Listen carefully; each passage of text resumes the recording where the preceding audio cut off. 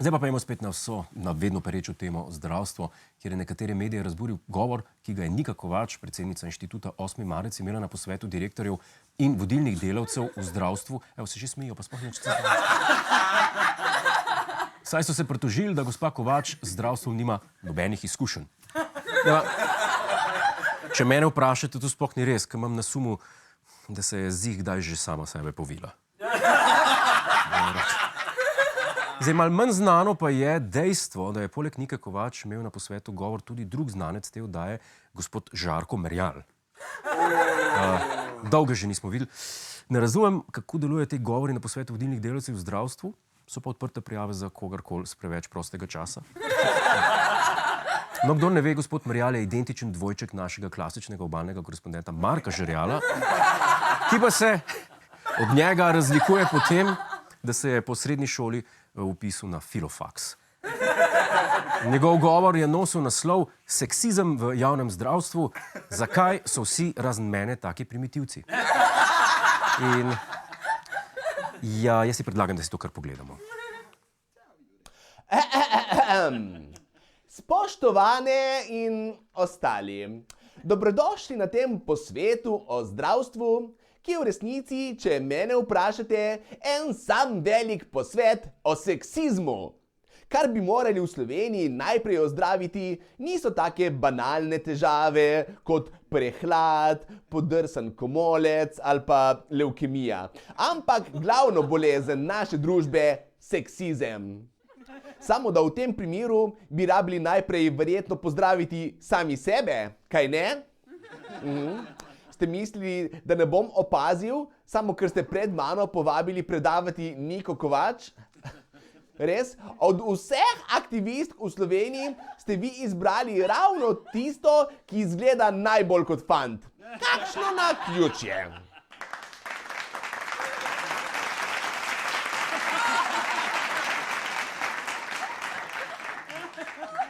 Že samo pogled na okoli po tej sobi razkriva, da je nekaj resnično narobe s slovenskim zdravstvom. Samo poglejte se, večina vas je moških, da vas ni sram. Uvesti bi morali kvote, da se to popravi, ker zdaj namesto posveta delavcev v zdravstvu to zgleda bolj kot obletnica maturantskega izleta strojne fakultete. Medtem ko pa je vodilni kader večinoma moški, se ženske dajo vloge medicinskih sester z banalnim izgovorom, ker so si ta poklic same izbrale. Ja, in če ženske izbirajo narobe, je naša naloga, da to popravimo, ne pa spregledamo. Zato predlagam, da od sedaj naprej dovolimo opravljati poklic medicinske sestre izključno trans ženskam. Ja, tako. To so edine sestre, ki bi jih morali podpirati.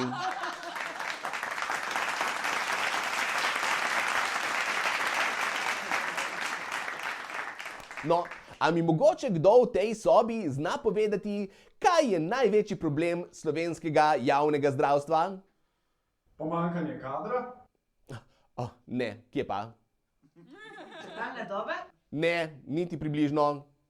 Slaba oprema? Ne in še enkrat ne. Največji problem javnega zdravstva so neprimerni komentarji. Izjave kot lepa obleka ali pa prepovedani piercingi v magnetni resonanci. In seveda, pregledi za raka na modih so samo za moške. Kdaj se bodo zdravniki naučili, da genitalije nimajo nobene veze s spolom pacienta? To je kot da bi sodili knjigo po platnicah. Ali pa gasilski tovornjak po temu, da je rdeč in ima lučke. Obup!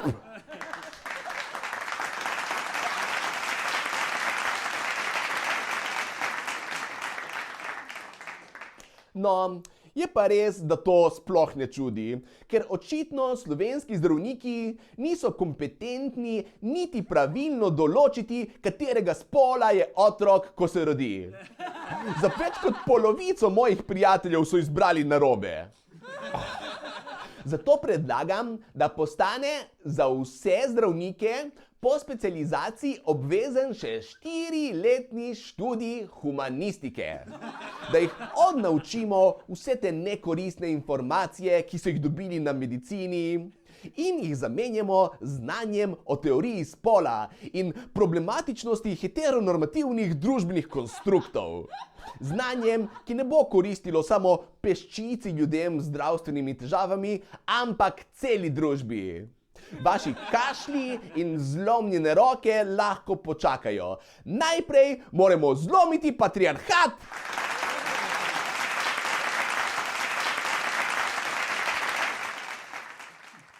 Hvala lepa, gospod Merjal.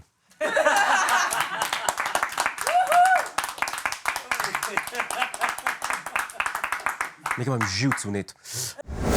Hej, preden greš, klikni tukaj in se naroči na naš YouTube kanal.